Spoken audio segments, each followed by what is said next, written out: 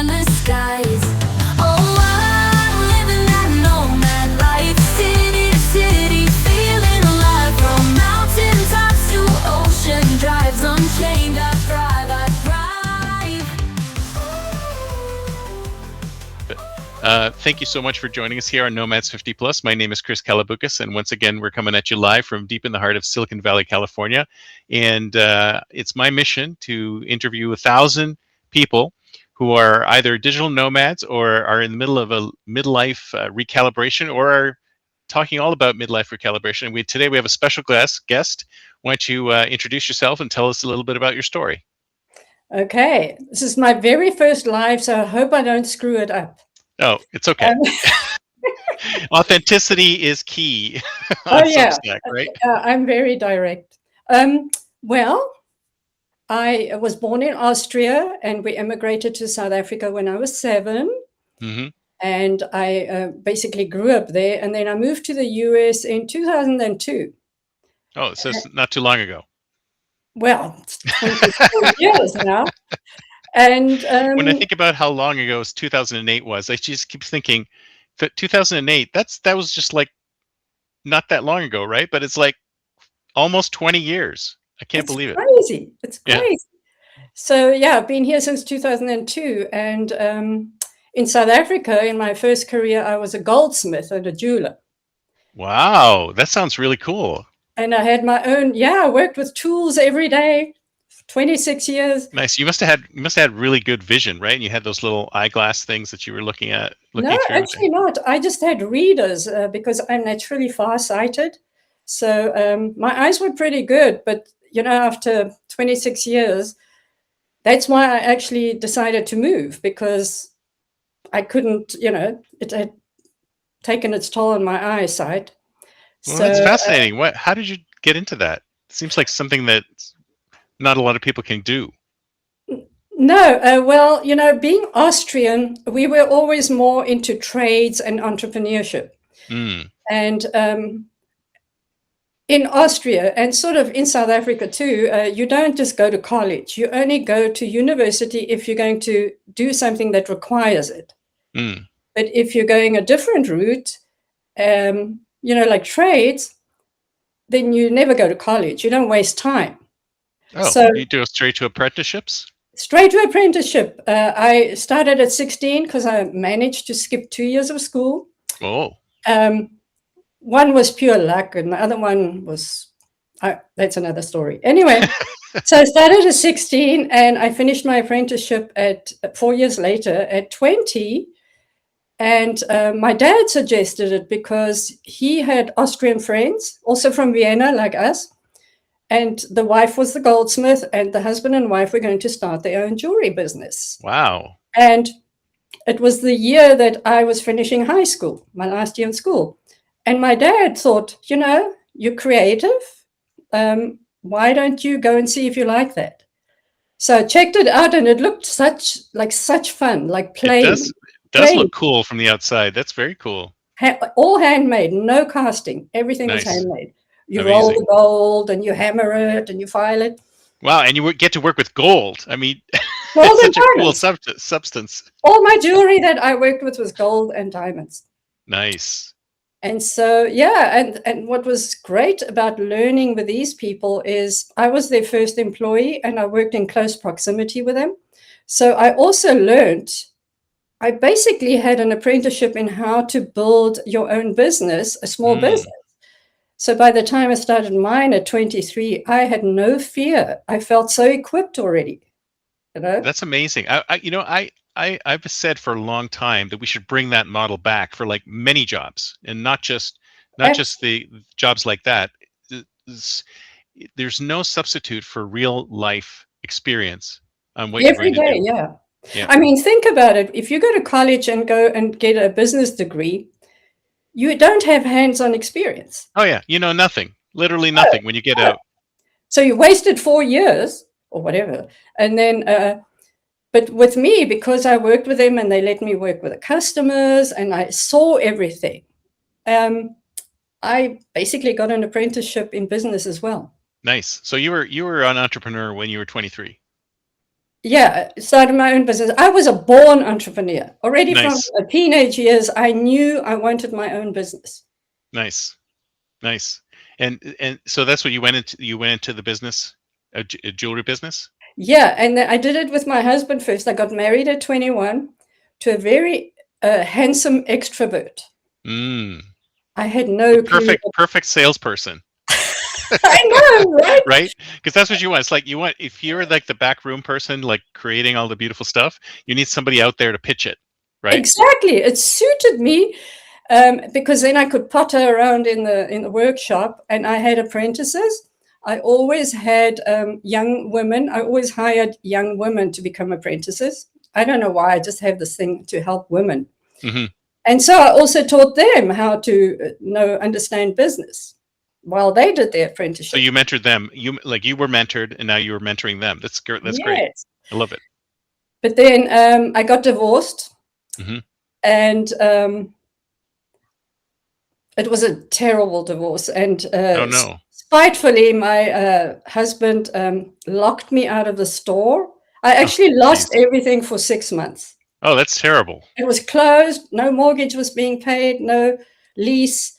I Yikes. actually was desperate. I had to eventually go and work for a competitor, and I was so utterly depressed. It was so Oh, depressing. that's awful. But I had to get legal help, to try and force him to settle it. And That is one downside of marrying your business partner, right? I Because know. then when things start falling apart, then your business would have fallen apart anyway, right? Either way. Well, not really, because in a way I was the business. Oh yeah. Because it was my designs, my unique designs and craftsmanship. And I was happy to be in the back, to do the jewelry. But then, just in time, my dad had committed suicide 2 years earlier at 47. Oh no. And he had been bankrupt. And by some miracle, the attorney who was handling all that found some money. Oh, fantastic. Like the equivalent of about 150,000 Wow. for my mom. Hmm. And just then, when I would have lost everything forever, I was able to borrow some to pay the debt. I mean, to take over the debt, because my ex agreed that I can take it back if I pay the debt. Right. So you would take the business back. Yeah. So I opened it now on my own. Now I had to do everything. Now I had to work with the people. And you had to sell. You had to sell too. I had to sell. But I found out I actually made more of a success without him with the business. And so for another 12 years, I had a very successful business. Oh, fantastic. That's great. And this was in South Africa, right? Yeah. Yeah. And then what happened after the 12 years? So you were doing really well. Everything was great. What made you decide not to do it anymore? Well, it's the weirdest thing. So, we got divorced when my kids were 3 and 5, and I basically had custody. They went to him every holiday. He, in the meantime, had remarried a very educated woman, and they had 2 more kids together. And now they were 15 and 17. And he thought they would do a better job with the kids with discipline at that age. Mm-hmm. Right? 15 and 17 is actually an obnoxious age anyway, because tell me about it. Yeah. Been there, done that. It's just care about their friends. They don't give a damn about you at that age. Oh yeah. It's like, and I thought, we're a hassle to them. I know, right? It's a good idea. Now you can have them. But until then, I had never even considered giving up my business, because it was my baby, right? Sure. Well, you spent all that time on it and all those struggles and everything. It's hard to imagine not doing it anymore. Yeah. But then a business broker had called me and had asked if I'm open to selling my business. And I said, a few months earlier, and I said, never. It's my baby. What would I do, right? But it planted a seed. And I thought, what would change look like? I mean, I have my kids, I have my home here, I'm established. What would that look like? And then my ex asked to have the kids. It's like an opening, right? Oh, interesting. I opened myself just with a little seed, and then he comes and asks that. So it's the next step. And I'm thinking, Yeah, It's like the dominoes are starting to fall. That's interesting how that amazing. happened. And I said yes. And then slowly, it took a year and a half before I left South Africa. I had to liquidate the business and sell it in pieces because it was my name, basically. Hmm. But I sold my house to a cash buyer, just myself, just like that. Wow. Everything fell into place. But I didn't know where my new home in the world was. So you had so you knew No, you were going to sell up and go, but you had no idea where you were going to go. no. Okay. But one of my wholesalers, my favorite one for 15 years, his brother lived in San Diego and he was going to move to San Diego, and that stuck with me. San Diego. I'd never been there. I love how it's like all these little seeds started Yes. getting planted. As you were opening up your mind to doing something different, all these seeds started getting planted and they started to grow. It's very cool. I know, right? It's Yeah. like it's like I was shown a path bit by Yeah. bit. Hmm. So San Diego stuck for some reason. So what I did is I first went and visited my mom and brothers in Austria. They, in the meantime, after South Africa and then America, had moved back to Austria. Mm. My brothers were like tennis pros, and they had scholarships in the US for tennis, but then they couldn't stay in the US, so they moved back to Austria, where we were originally from, and they've been there ever since. Hmm. So I visited there, and I visited a friend of my cousin in the UK, and I mean, who else did I visit? Yeah, another ex-South African friend that lived in Wales, but she now lives in Spain, and I've already visited her in Spain. So I have people all over because, we have that kind of mindset, that global thing. Yeah. It came from my dad. He was an adventurer. Yeah. Well, did you always want to travel? Like when you were young, did you travel, or did you always want to travel? Well, while I had my jewelry business, I couldn't travel because my No. busiest time was always in December, which is summer in the Southern Hemisphere. It's Right. Christmas. So that's your time where you really make money. Yeah. So I could never really travel overseas. But now it's free, right? And so I visited So there. like, okay, the world's my oyster. Let's go. So where did you decide to end up first? In San Diego? No, first, and this is so funny, my old ex-boyfriend, the one who had caused me the biggest emotional pain of my life, and which This is basically, before your husband, before your ex-husband. no, the boyfriend after my ex-husband. Oh, okay. He was actually the one that caused me the big emotional pain. Oh, because no. he cheated on me with the same woman that my husband had an affair with. Oh my God. I have That stories. is nuts. I mean, I have stories like you've never heard. Have you written any of this up? This sounds like a soap opera. It's almost as It's worse than a like, soap opera because a soap opera doesn't sound so ridiculous, right? exactly. But and my third major relationship in South Africa, he ended up marrying that woman. Oh my God, That's really? another story. I mean, if we have time, I'll tell So that like story. you're connected to that person, but I can imagine there's 2 degrees of separation. So then, Oh no, it's like we were two. It's like we had this purpose together because she caused me to then go deeper and find my healing, which came from childhood. wow. So I thought it she was was actually her. she was a catalyst almost. It was. We Hmm. had the story that everybody in this town knew about because we were all tennis players belonging to the same tennis club, and all the men were also tennis players. That's why it was our social circle, right? Ah, okay. But everybody knew our story, and that made me grow. Oh my gosh, that broke me open. But so that it boyfriend, was it. So there's the negative stimulus forcing change again, right? So it's almost like with everybody. It's like if things are too good, you don't want them to change. But when something bad happens, then it forces you to change. It makes you think, holy crap, I don't want to do this anymore. I don't want to be like that. it's actually the biggest gift. My worst pain ended up being my biggest gift. Mm. Because up until that happened, I had built walls around my heart so that I can't get hurt.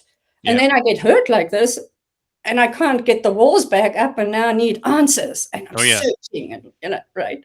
It's like you were in sort of a prison, and then now the walls just broke you free. So Yeah. you were able to get out. But now what to do with this pain when you've never had pain like this? Yeah. Oh my gosh. But that was the journey. Yeah. So that boyfriend and I were still friends, the one who caused me the big pain. And he in the meantime had moved to Texas. Okay. And he said, "You must come to America." So I landed on Super Bowl Sunday in 2000 and was it 2001 or 2002? No, must have been 2002. Super Bowl Sunday, the first time, what's his name? Tom Brady played in a Super Bowl and won. That Sunday. My old boyfriend, who he's got a great sense of humor, he took me to Hooters. Right, it's Sunday. The penultimate American experience. That's the moment you get off the plane, you need to go straight to Hooters. We went to Hooters. He said, "I want to show you America." This is America. What a great example. I mean, one day, a whole group of us, he showed me, he took me to a strip club just to have the experience of what a strip club is like, right? Yeah. Anyway. And I even put some dollars in the woman's. Well, when in Rome, you got to. So look, because I forgave and remained friends, I ended up staying with him for 8 weeks. And it's while I was with him, I decided, let's try this online dating thing. Oh, nice. And I met my second husband-to-be while I was with the old boyfriend. In Texas. And he was in California, in San Diego. Oh, look at that. Fate.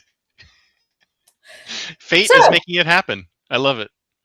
And I had other friends in Santa Monica, and they had said, I had met them at a spa in South Africa, and they had said, if you ever move, come, you're staying with us. So that's where I first stayed. And then I met my second husband that I'd met online, and we hit it off right away. And, 8 months later, we got married. And now you're living and then you lived in San Diego. And then we got divorced 7 years later. Yeah. But you stayed in San Diego for 7 years. I was in San Diego for 13 years. For 13 years. And then what did you do when you were in San Diego? Financial advisor. From Goldsmith, I became a financial advisor. Because that's an easy transition, right? It's basically the same career. I mean, you're working with gold, which is kind of pricey, the money is, yeah. Well, I saw an ad for if you want to become a financial advisor, and I thought, this makes sense. I'm good with money. Yeah, and that's right. You've ran businesses. Yeah. And so I started, and I did I got all the licenses, and I got the training. And for the first 9 months, I sucked big time. I made $9,000 in the first 9 months. Oh my God! So it's a commission only kind of business, right? That was. I chose commission only because I didn't want to draw and owe them. Right. So, but I realized it's because I wasn't comfortable with the company script. Mm. I had the script, and after 9 months of this, I thought, how is this possible? Why is it such a struggle? It felt right, but it's such a struggle. And I thought, to hell with this. I threw away the script, and I started talking to people the way I'm talking to you. Like you normally would talk to somebody. So you're putting up an act. You were trying to act like the company wanted you to act, and it wasn't working. Yeah. So it's almost like they did that on purpose, just to see if they could weed you out or force you to do something different, right? I mean, it sounds kind of a little underhanded. Well, a lot of the people that are in that business are very salesy. They sound like that. It's so not me. Yeah. That. But you started becoming a salesperson when your husband left the business and you did your own thing, right? So you were salesy when you were pitching the gold and your jewelry. I was never salesy. I was always. I've never been salesy. I've always, like with the jewelry business, I created very unique designs, and that drew people to me. I didn't have to sell. Yeah. So now I had to sell, and I thought I have to use the company script, but it was so not me. So when I threw it out, I started talking to people and more like consultative and educating and ask them questions and teach them. Yeah, you do it your way. That's my way. And in those 3 months, I gave myself a year total. And in those 3 months, after the 9 months, I met my first big client who was getting a settlement. Oh, whoa! There you go. And because Caught a whale. of how I was and not pushy, he trusted me and even invited me to the negotiation table for his settlement. Oh, fantastic! That's great. And then one after the other, I got big clients. And in my second year, I was the #1 producer in the company. Wow. And don't ask me how that happened, because Because you had to do it your way. I mean, I think that's exactly right. That's exactly how it works. I mean, I had a similar story actually once when I was working for a web design firm here. I was a technical manager. So I managed technical people. And we went through a problem with it, and they ran out of money. And they said, okay, we're going to have to let you go. And I said, I was here on a visa, so I'd have to go back to Canada. And I said, I don't want to do that. Give me a job, any job. And they said, well, we can make you a salesperson. And like, I've never sold before. I didn't know what I was doing. They didn't have a script, nothing. So I said, well, okay, I'll give it a try as long as you can keep me on. So they gave me a baseline salary of hardly anything. And they said, well, if you want to make, you have to sell. So I went out there. All I did was I started talking to everybody I knew. I said, hey, this is what I'm doing now. Do you need anything? And maybe after about 2 or 3 weeks, people started popping up saying, oh, yeah, we need this, we need this, we need this, we need this. And then after about 6 months, I became their top salesperson. see, And all I did was I would just talk to people, say, this is what I'm doing. They were like, oh, we need that. Like, I wasn't pushy. I wasn't being salesy. I just said, this is what I'm doing. And it was just, it seemed so easy but it had to do it my way. I couldn't pitch like it's the way I've seen other salespeople do it. And of course, that company. At least you didn't take 9 months before you. Well, I was surprised I was surprised. And then what ended up happening is that I did too well.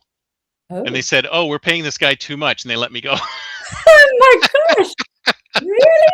Too well. Yeah, because I had a feeling, because I was a tech person and I wasn't in sales. They figured, oh, he's not going to do really well, so we'll give him a decent commission, right? And then when I started bringing in all this business, it's like, oh man, we have to pay this commission now. Oh my god, salespeople have it really tough. I don't know how they do it. I don't know how they do it. Yeah. Anyway, so you sold financial services for a while, super successful. You retired, well, right? but I didn't have a passion for it. So it was just a job for you. You weren't really that interested in it. I was looking for something more satisfying on the side. So I also got the certified divorce financial analyst credentials so that I can do divorce financial planning. Oh, that's good, because it leverages your past experience as well. Yeah. Yeah. Plus, I'd been through divorce once at that stage, right? Mm-hmm. It's like going back in time and saying World War II. Wait a minute, there's a second World War? I ended up having 2 7-year marriages with 14 years in between. Oh, What's nice. What's with a 7? It's like, I don't know. Yeah. It's like, anyway, it's about that time. I know, right? So I started coaching women on the side, women in transition, financial coaching, and then the mindset coaching that goes hand in hand. And I wrote my book about my story with the 3 men with the same woman as a sort of a high-end business card, my story, because of divorce, right? So it's like your lead magnet. It's sort of, in those days, but it was a proper printed book with, nice cover and everything. Nice. But self-published through Amazon. Of course. That's the way to do it. So what was I going to say? Where were we? Help. See, I'm screwing up. You were coaching. You became like a divorce financial coach. And then what happened? So when I wrote the book, I wasn't able to promote it because when you're a licensed financial advisor, everything has to go through compliance. Exactly. You have no freedom. That's right. I'm surprised that they let you do any kind of side hustling at all. Well, I don't think they knew. Oh, okay. This was my glorified business card. That's the way to do it. Which I didn't show them. But I felt trapped, right, by the license, that compliance. Yep. And then I read The 4-Hour Work Week by Tim yes. Ferriss. And that book has done so much good stuff and so much damage at the same time. For me, it was it's unbelievable. But but that freedom bug, And so I thought, okay, I'm going to leave financial services and focus on building an online business. And my husband, who had been laid off 2 years earlier, he was drafting and design for a big So he was out of work for 2 years? No. Oh, I okay. encouraged him not to look for another job because I'm a born entrepreneur type. I said, Right. why don't you build your own business, because you've been doing drafting and stuff on the Yeah, so he was on the side. doing consulting or drafting as well. So I encouraged him, and he then had the courage to do it, and he built his own business. So Nice. I'm thinking 2 years later, he will support me like I supported us. Of course. But no, he wants a That's divorce. always the expectation. Oh my God. He You got to wanted be a kidding me. divorce. And now Well, it's 7 years were coming up, right? So the hourglass was ticking. I know, right? Here I was 50 years old, no business, no income. And it was 2009 when our house, which we had bought at the height of the market. Oh, yeah. Yeah, of course. Right? And now I was sort of devastated because I didn't want this divorce. The first one I wanted, this one. So I was the leaver, now I was the leavee. Yeah. But the advantage I had now is I was a divorce financial planner. So you were prepared for this. When I started getting that feeling, oh, something's coming, I started socking away. I was doing that's actually good advice. That's good advice for others, right? Who can see it coming. Hey, ladies, if you're facing divorce, speak to me and I'll prepare you. Yes, I'll put all your links in the show notes at the end so people can go straight. Well, I want to figure out, like, where do you get the Chief Untangler title? Are you going to get to that? I hope you're going to get to that. Yeah. How much time have we got? Okay. Oh, we're only about half an hour, a little more than half an hour. Good. We got time. Okay, good. I'm totally captivated by your story. I love it so far. I have so many stories. You should write this out as a novel or something like that. Yeah, but it's too much work again. Although I could do it for me. I just tell my story and it puts it together. Yeah, that's right.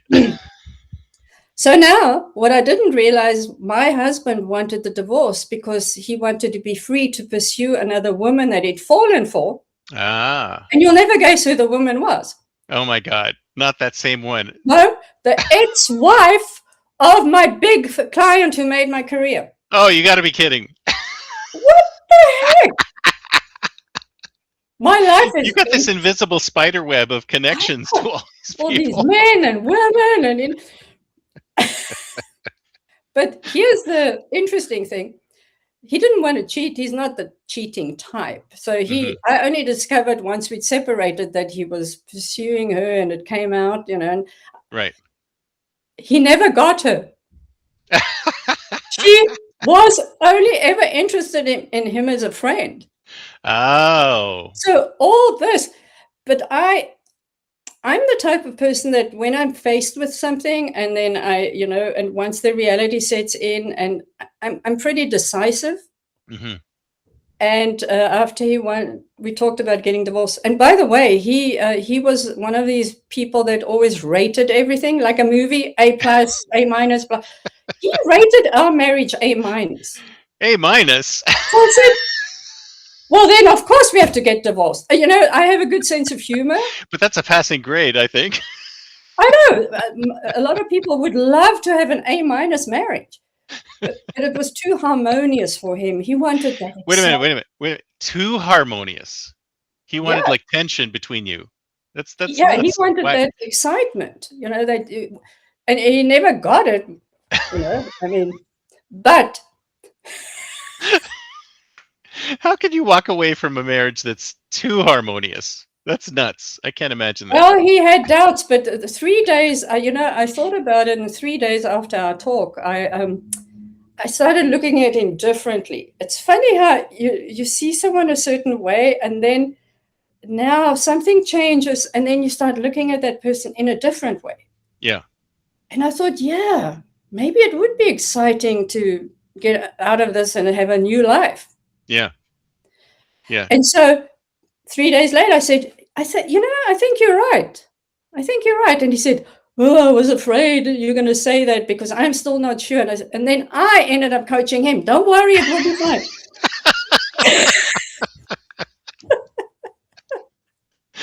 Oh my God, that's great. But no, here I was with no income, right? This online business. Wait, so weren't you still a financial advisor? No, I'd walked away, remember, because I wanted to pursue the online business. Oh, that's right. That's right. I got let go of my license. You had to get away from the compliance stuff so you could do your own thing. So you And had your own thing. After that, did he ask for the divorce? Once I'd walked away. Right. Good timing.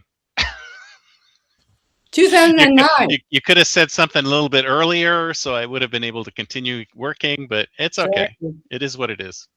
But yeah, so now then I'm also very techie. I love technology. Mm. Ever since I bought my first computer in the 90s, I've had a love affair with technology. It just clicked with my brain. Fantastic. And so, you know, it's such a good tool because it's all that. And I've never been into coding or programming, but how to best use it as a tool to make your life easier. And now AI, of course, I'm into the latest and greatest AI. Oh, yeah. Absolutely. And I'm 67 next week. No. Yes. I don't believe that for a second. My 67th birthday next week. You look like you're in your 50s. How did you do that? How do you do that?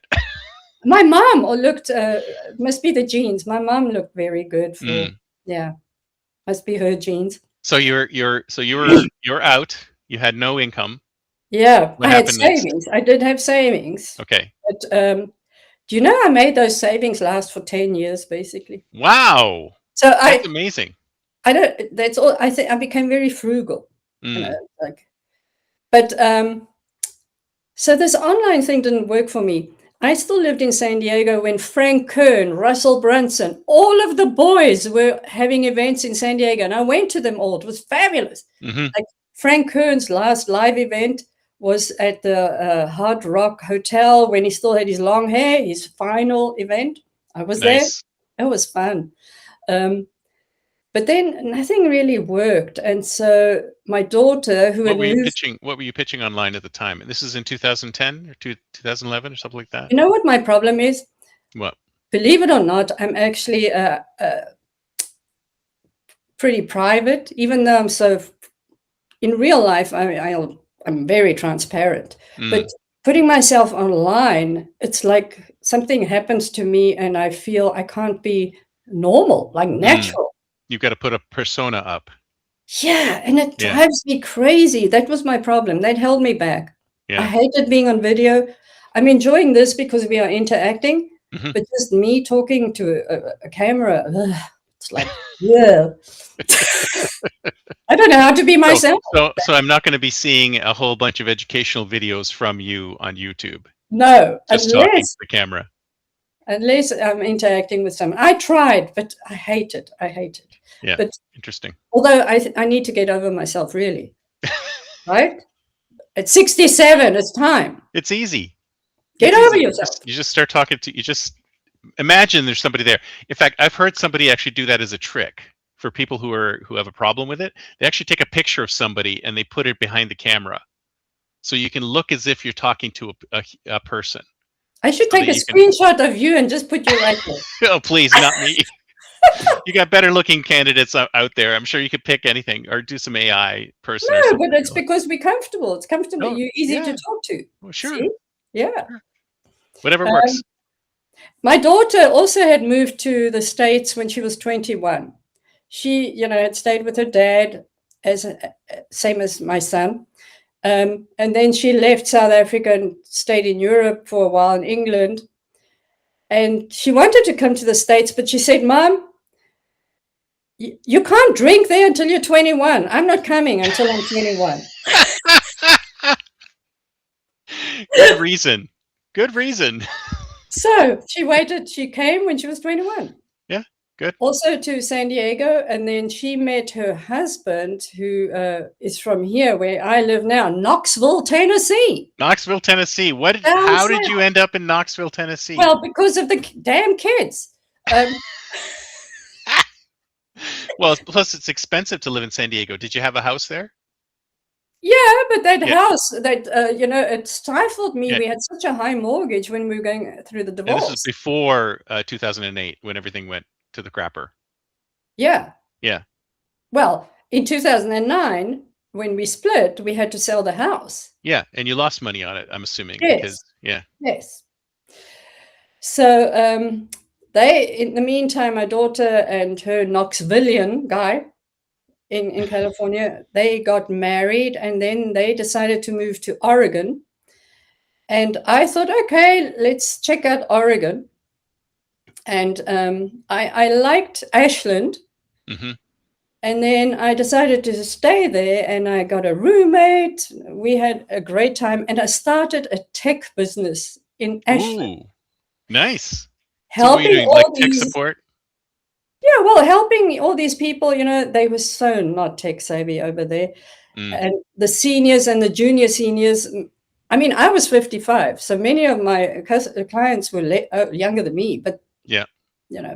So I was called Tech Savvy Sophia, and they would call me, Tech Savvy Sophia, we need you. And, and then I helped them with, I can work with Mac and troubleshoot, and with Windows and with iPhones and everything. I'm good. Nice. So that business really started taking off. And then my daughter and son-in-law, they had a baby in the meantime, my first grandchild. Nice. They decided to move here to Knoxville. Knoxville. I mean, how can I stay Just on the as my business is doing well. 10 kids? But how could I not come this Exactly. way, right? You have to. My only family in the country. So I moved here too, and I thought I could do a similar thing, but it's not the same. The vibe is not the same. The people are more tech savvy here, Yeah, Knoxville is one of those tech hubs that up here people go to, and there's some technology there. So you can't do tech there. Did you decide? Is that why you decided to go back to what you were doing before, or? No, I was forced, after 37 years of entrepreneurship, of being my own boss, to get a real job. No. At 61, I got my first real job in this country. Holy cow. Well, first of all, congratulations for actually getting a real job at that age. Well, because I think it's almost impossible to get a job at that age, but congratulations for doing that. No, but you know why? Because it was account manager for a 401k admin company. Perfect. My financial background and knowing most of the people most of the clients that were brought to them came through financial advisors. So I had instant rapport with them. I knew, because I used to be one. Yep. So of course they wanted me right away. And then, so I was there. I was there for a year and 10 months. In the meantime, I got one of my accounts was a New York company with a new 401k. Typical New Yorker, the CFO, but he loved me. Nice. Because he liked that bada bing, bada boom, that straightforward, no nonsense, and I teach him, and I mean, he said he used to make a list of everybody he had to call in the day, and he would call me first because I put him in a good mood. Nice. It was like having coffee with me, And he hired me away for their company. Nice. I am now, from the age of 63, over 4 years I'm with this company, I work remotely as the chief of staff of a New York company.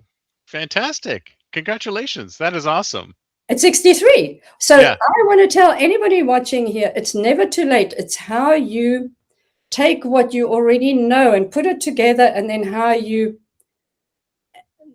value yourself. Yeah. Right? Yeah. Because and I think it's the right company too, because there's a lot of companies who, I mean, they won't even look at you if you're over 40. Right? They'll say, okay, I'm not even going to look at you if you're over 40. But if you've got the right attitude, and if you've got the right personality, they'll absolutely look at you, because you know that's what you. And we have so much experience. It seems like a waste for them not to hire people like us.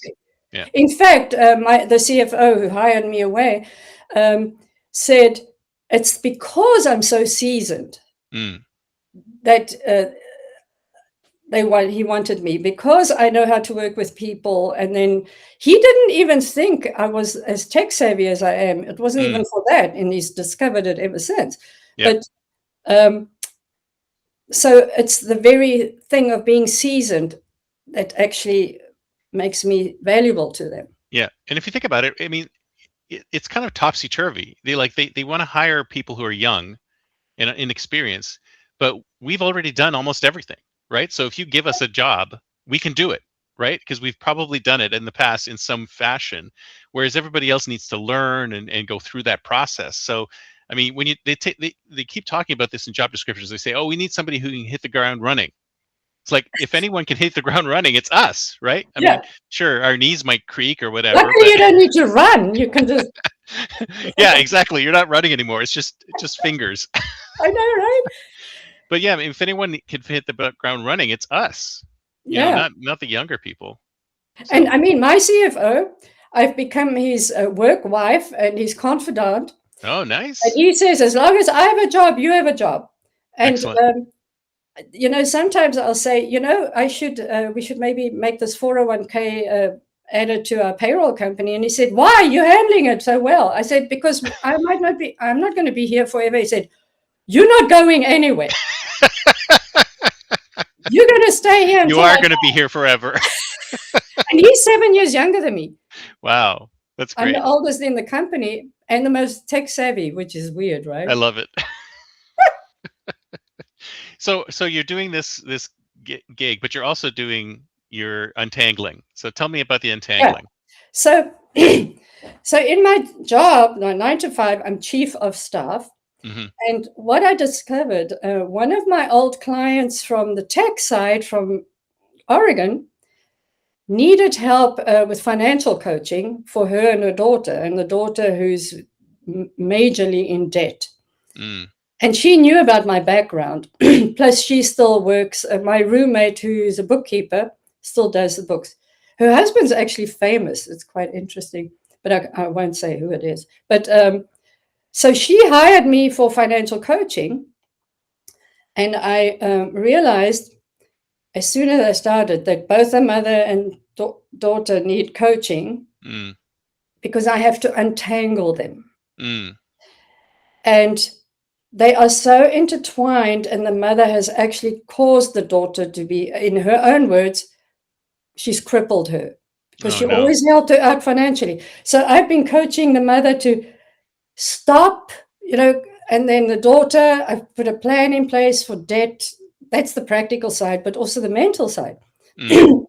And I've often used that word for untangling, because that's actually what I do. And then also the mental plus the practical. I believe you have to look at both sides. You can't just work on the practical and not the mental, or that, you know. So I use the word all the time with her. I said, I'm busy untangling you. And then I realized in the past I've used that too. And then I thought, okay, let me call myself Chief Untangler, because that's what I do. Yeah. I'm a strategist. My daughter, for example, who's an emotional type, calls me the voice of reason. I'm a strategist. And my skill is that I'm very practical and immediately am able to think of solutions. So she'll call me and with a thing, and I'll say, well, try this and this. And she said, oh, that's brilliant. I would never thought of this. And it's so easy for me, right? It's like seeing, like I saw immediately with this client what the real problem was, like right away. And I said, you need to stop right now. Yeah. You've been enabling her, and she's never going to improve if you don't stop. So doing this. But some of that comes from your experience, though, right? I mean, you've seen it. You've seen it happen. You've seen these things happen before. And you can easily, I think that's part of the problem-solving skills, is that you know, you see these patterns, you recognize these patterns, and you know how to untangle these patterns. And that's why it comes quickly to you, because you have that experience already. Exactly. And that's why people should value people with more older, more seasoned, because we have emotional intelligence, we have wisdom, we recognize patterns, right? We have more discernment. Well, many of us, not everybody, obviously, there's some real idiots in the world, Tell me about it. and we won't talk about who, but so we have so much value, and if you just, number one, and women have a problem valuing themselves. I've seen this, especially in this country, in the US. I was never aware until I came here that women here felt less than the men. Really? Having been an Austrian, from Austria, from Europe, men and women are equal. We're different, we have different skills, but we're equal. Whereas here, the women are so like undervaluing themselves, so many of them. And that's why I like coaching women and inspiring them to truly value all they have to bring and give. And that's why I've always been drawn to working with women. That's interesting. I never thought of that, but like from your perspective, that's what you're seeing. That there's there's this undervaluing. I don't see it at all, obviously, because I'm a guy. So it's interesting that's happening. So how do you help them to value themselves more?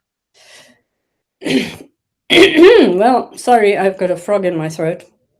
Well, I help figure out all they have and what they've done and what they've experienced, and show them the value of those things. It's not really, I can't really explain it. When I talk to them, I just know, you know, and I'll say, yeah, and then I ask them questions, and then it makes them think, wow, you know. And like working with this client with the financial coaching, I realized that I actually miss that coaching. It makes me come alive. There's nothing I like more than saying something and they have an epiphany and it like totally changes things. Yes. It's like, wow, it's so satisfying, right? Or even when I help my millennial kids, they all come to me for tech help. And then I quickly solve their You think that they know more than you, but no, they don't. No. They definitely don't. They know social media and talking on their phone, doing things on their phone. Well, one of my sons is a software developer, and he still comes to me for tech things. Yeah. He knows how to write software, but, you know, he doesn't know how to work a computer. Exactly. And troubleshooting, you know. Yeah. Yeah. Or PDFing things and creating forms. And I mean, they don't know. I have to teach some of the guys we place on temporary basis in IT. These are IT guys. The company I work for, we place people in IT, and we also do on a temporary basis.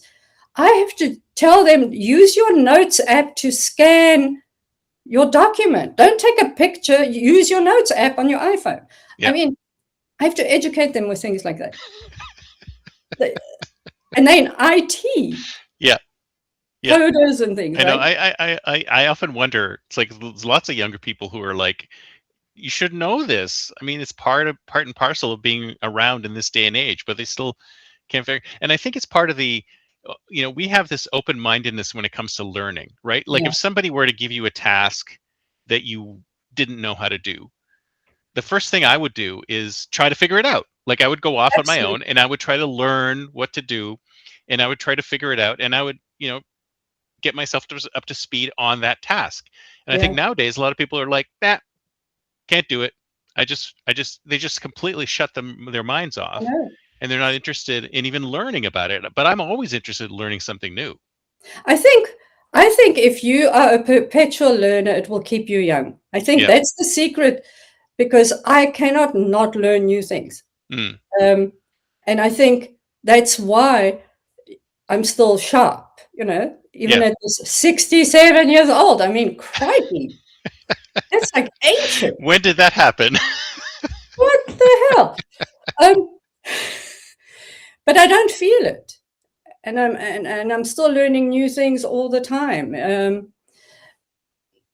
What was I gonna? Oh, and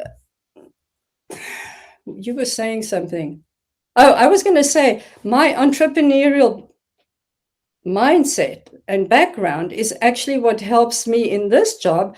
They don't micromanage me. They know they can leave me alone. I'll figure things out and I'll just get it done. And that's from all those years of having to do everything and figuring it out. Exactly. So even as an entrepreneur, there's value in a real job.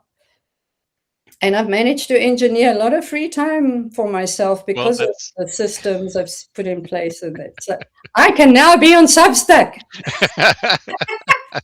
all and that's day. what you, and that's your next. Is that your next big thing? Then building a giant multi-million-dollar business on Substack, or no? Gee, the only people that are really making money are the people that are teaching us how to make money on Substack. I mean, Exactly.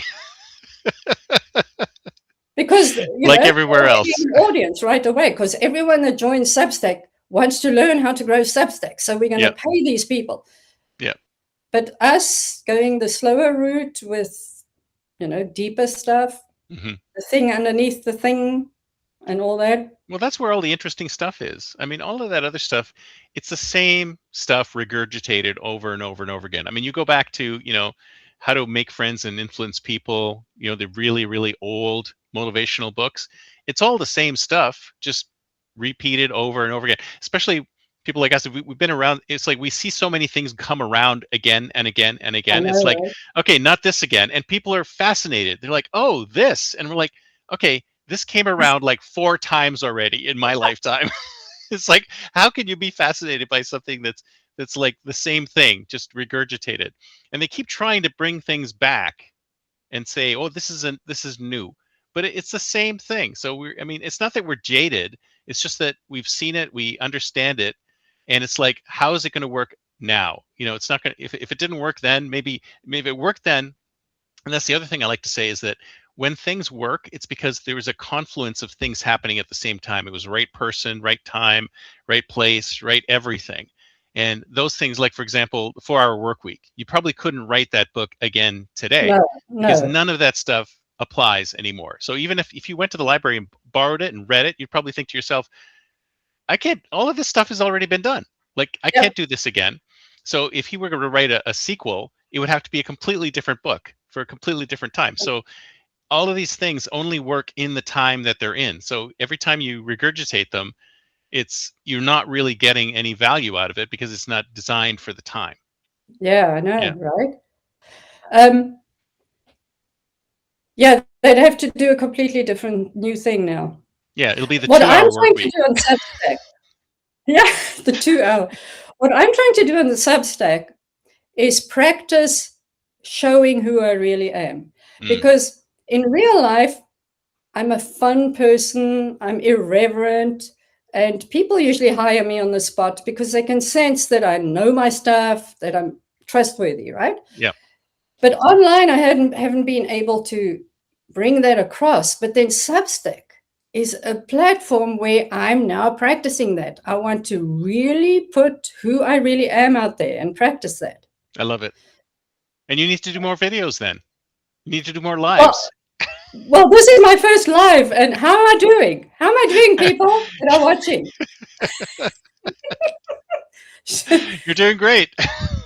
Well, remember, this is going to go up, and it's going to go in the stream, and then everybody will be able to watch it and view it again, and Oh my God. it'll be here forever. And it's also going on my YouTube channel, so you're going to get followers from all over. You're going to explode. You're going to just be like you're going to be like the new Anthony Robbins. Oh yeah, he's such an. Oh, he also lives in San Diego. He was also there. Everybody lives in San Diego. I know, and a lot of them moved there that used to be in different places. Yeah, and then now they're moving to Austin or something like that. I don't know. Don't ask me why. Right? So, how much time have we? Oh, we're good. I mean, we can wrap it up at any time you want. I mean, I usually go for an hour, but so if you were to ask me, what do you want to know? Well, so if you were to give somebody advice who is in a similar situation as you, what would you tell them? Like, what's your number one piece of advice? Which of my situations, of my many situations, are you talking about? Well, which one would you say is the most common that you see out there? Well, I definitely see that women undervalue themselves. Mm-hmm. And I actually created an AI Google Gem where you can plug in your resume and it will bring up 3 different things for you that you could do based on your resume. And then I've recently put up a paid subscription where I've gone deeper with that. and it goes even deeper. And then I've also created a Google Gem for divorce, when you're going through divorce, the emotional handling, everything as a starting point. And if anybody signs up for my paid Substack, they'll also have me. I'll answer questions while you're doing all this. It will be part of the thing. You can get my help, my coaching, if you need it. But what would be your number? So your number one piece of advice is don't devalue yourself. Yes, start really looking at everything you've done, because I focus mostly on women in their second act, right? So it's like not the young women. And many of them undervalue themselves and then think of themselves as too old. Listen, I'm a very good example of you're never too old. No, you are never too old. I find it really strange, especially nowadays when we have probably 100-year lifespans, 120-year lifespans, that people are in their 60s and they're starting to go, well, I'm too old for that. I can't learn. I can't do anything new. It's like, you're crazy. There's people in their 70s. There's people in their 80s. There's people in their 90s. And they're all doing this. They're all stretching themselves. They're all learning things. They're all climbing mountains. And you're in your 50s and you're saying, well, I'm done. I mean, it's ridiculous. Oh my gosh. And then you still live another 50 years. What a boring life. Exactly. What are you going to do for the other 50 years? Because we're getting there. I believe in. So I was at a thing once where they had longevity researchers were talking, and they said all we really need to do is figure out how to live another 20 years. Because once we figured out how to live another 20 years, then within those 20 years we can figure out how to live another 20 years and another 20 years. And it's just like incremental. And I think we're at the point now where we are with both technology and all sorts of other things going on, not everything from holistic, homeopathic, like everything, spiritual, all of this stuff going on is going to extend our lifespan probably to 100, 120, or even further. And if that happens, we're literally midlife. Like when you're in your 60s, you're literally in the middle. And most people are thinking, oh, I'm at the end. That's it. I'm done. Like once I retire, retirement is like the dumbest term, if you ask me, because it's like, what happens when you do? You just go off into the sunset and play golf for the rest of your life? I mean, that's crazy. I'll never retire. You have so much more to do. Same here. Yeah. I mean, your program is about the nomad lifestyle. I've actually been working at getting myself into a situation where I can go and stay with my son for a few months in South Africa and get to know my little granddaughter there, because I have 2 grandsons here with this daughter. Once she gets her act together and doesn't need me anymore, she had another baby 2 years ago. Oh, no. They keep doing that, don't they? The other one is now 10, and it just got easy, and then she had another child, and now she still needs me around, and she's like a sucker for punishment or something like that. Once they outnumber you, you're toast. It's like, that's why I only had 2. It's like more than 2. It's like, that's it. I only had 2, but these 2 are causing me a lot of worries. Anyway, damn kids, right? But I love them. But both my kids are such emotional types, and then they've got a mother like me who's so practical and a strategist. See, that's good. So they come to you for all the advice instead of having to go online, right? They go, well, let's talk to mom. She knows what's going on. But I'd also like to go and visit my youngest brother, my favorite brother, and my mom. They live back in Austria. And I'd love to go and, stay a bit in Austria and then improve my German again, because you can do your job from anywhere, can't you? Well, that's what I'm training my bosses to see, that I could work from anywhere, so that they will be okay letting me go. Yeah. I might change my position to more of a fractional COO type, so that I've got all these things going on in my head. Yeah, absolutely. And then I've got my old good friend from South Africa that lives in Spain. I visited her in Barcelona before, and now she's in Valencia.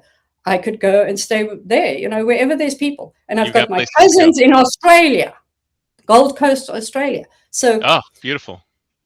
I'd like to just stay a few months in different places.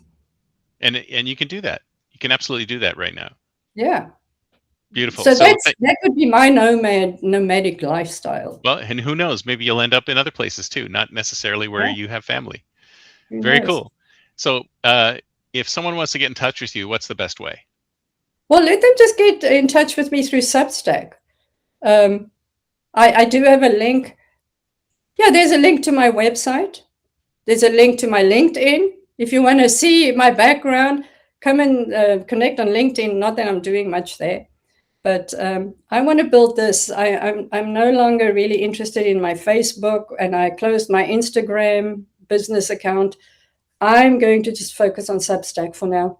Okay. Well, I'll put the links directly in the show notes to your stuff. And did you say you had a book too? You wrote a book? Yeah, I wrote a book, but I would need rewriting and updating. Because so you're not gonna. You're not. I was still married when I wrote that book. Oh, I was like, well, you needed a second edition. I do. You know, when the second divorce happened, which rated me an A-, our marriage an A-. See, this stuff is gold. You have to write it. I know, right? It's crazy. Worse than any soap opera. Oh man. Well, this has been great. Thank you so much. Thanks so much. I've now done my first Substack. Yes, now you can say you're done. Yeah. Thanks so much. Thank you so much. Talk to you later. Bye. Okay. Oh, I'm living that nomad life, city to city, feeling alive. From mountain tops to ocean drives, unchained, I thrive, I thrive. Oh,